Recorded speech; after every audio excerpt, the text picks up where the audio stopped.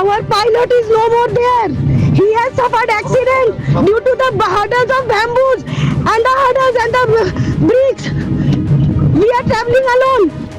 যাদের প্রাণভয়ে চিৎকারে বুধবারের মাঝরাতে নিস্তব্ধতা খান খান হয়ে গিয়েছিল, তারা প্রত্যেকে কোনো না কোনো আদালতের বিচারক। সুপ্রিম কোর্টের নির্দেশে এসআইআর এর কাজ করছেন, কিন্তু মালদায় বিক্ষোভের নামে গুন্ডামি থেকে ছাড় পেলেন না সেই বিচারকরাও। Car suffered accident. Please communicate it to register, sir. এই ঘটনায় বড়সড় প্রশ্নের মুখে পড়েছে পুলিশের ভূমিকাও। কারণ সূত্রের খবর, বুধবারের ঘটনার অনেক আগেই এই বিচারকরা প্রশাসনের উদ্দেশ্যে অ্যালার্ম কল দিয়েছিলেন। 10ই মার্চ থেকে মালদায় এসআইআর এর কাজ করছেন 4 মহিলা সহ 8 জন জুডিশিয়াল অফিসাররা। সূত্রের খবর, 22 তারিখ জেলা বিচারকের মাধ্যমে প্রশাসনের কাছে তারা মৌখিকভাবে জানান পরিস্থিতি ঠিক নয়। ঠিক পরদিন অর্থাৎ 23শে মার্চ 5 বিচারকের সই সহ একটি চিঠিও দেন তারা, যেখানে প্রথম পয়েন্ট হিসেবে উল্লেখ করা হয় নিরাপত্তার বিষয়টা। সূত্রের খবর, 23শে মার্চের সেই চিঠিতে জুডিশিয়াল অফিসাররা মূলত তুলে ধরার চেষ্টা করেছিলেন যে ভোটার তালিকায় নাম তোলার ক্ষেত্রে অযোগ্য এমন কিছু স্থানীয়দের দ্বারা নিরাপত্তা বিঘ্নিত হওয়ার আশঙ্কা তৈরি হচ্ছে। এই প্রত্যন্ত এলাকায় আমাদের যাতায়াত রীতিমতো ঝুঁকিপূর্ণ। সূত্রের খবর, ওই চিঠিতে তাদের কাজের জায়গা মালদা শহরের আশেপাশে সরিয়ে আনার আবেদনও জানান বিচারকরা। প্রশ্ন উঠছে, খোদ বিচারকদের থেকে এরকম আশঙ্কার কথা জানার পরও বুধবার তাদের কাজের জায়গা অর্থাৎ বিডিও অফিসের সামনে ওরকম ঘেরাও বিক্ষোভ হলো কি করে? বিচারকদের ঘন্টার পর ঘন্টা আটকে থাকার মতো পরিস্থিতি তৈরি হলো কেন? বিচারকরা চিঠি দেওয়ার পর 10 দিন সময় পেয়েও প্রশাসন কিছুই করেনি কেন?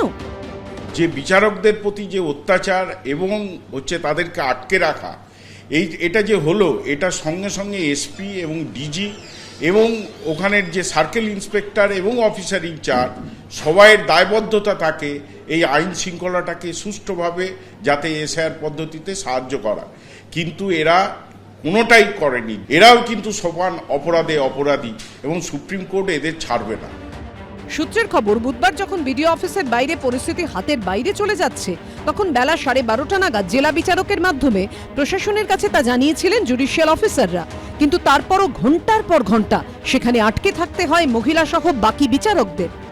জেলা শাসক, এসপি, ডিআইজি এবং সংশ্লিষ্ট থানার যে ওসি, এই ঘটনায় তারা কি করছিলেন, এত সময় নিলেন কেন, এর বিরুদ্ধে তো একটা অনুসন্ধান করা উচিত এবং এই ঘটনার পুনরাবৃত্তি যাতে না ঘটে এক্ষুনি তার ব্যবস্থা নেওয়া উচিত। প্রশ্ন উঠছে, বিচারকরা বারবার জানানো সত্ত্বেও, আগে খবর পাওয়া সত্ত্বেও প্রশাসন এই ঘটনা আটকাতে পারল না কেন? জেলার এসপি প্রথমে 8 ঘন্টা সেইভাবে পুলিশ কোনো ব্যবস্থা নেয়নি। তারপরে যখন পুলিশ নিয়ে বেরিয়ে আসতে চাইছিল তখন প্রত্যেকটি গাড়িতে ভাঙচুর করা হয়। ল অ্যান্ড অর্ডারটা কার হাতে? ল অ্যান্ড অর্ডারটা তো আমাদের হাতে নেই, সরকারের হাতে নেই, মুখ্যমন্ত্রীর হাতে নেই। মোথাবাড়ির ঘটনা নিয়ে বিরক্ত নির্বাচন কমিশন। সূত্রের খবর, ডিজি জেলা শাসকদের কড়া বার্তায় কমিশন জানিয়েছে আরেকটা সুযোগ দেয়া হচ্ছে, এরপর আর নয়। পদক্ষেপ শুরুতেই কেন নেওয়া হয়নি প্রশ্ন করেছেন মুখ্য নির্বাচন কমিশনার জ্ঞানেশ কুমার। তিনি নির্দেশ দিয়েছেন যারা গোলমাল করেছিল তাদের চিহ্নিত করে দ্রুত গ্রেফতার করতে হবে। সৌভিক মজুমদার, ব্রতদীপ ভট্টাচার্য, মুন্না আগরওয়ালের রিপোর্ট, এবিপি আনন্দ। এবিপি আনন্দ, এগিয়ে থাকে, এগিয়ে রাখে।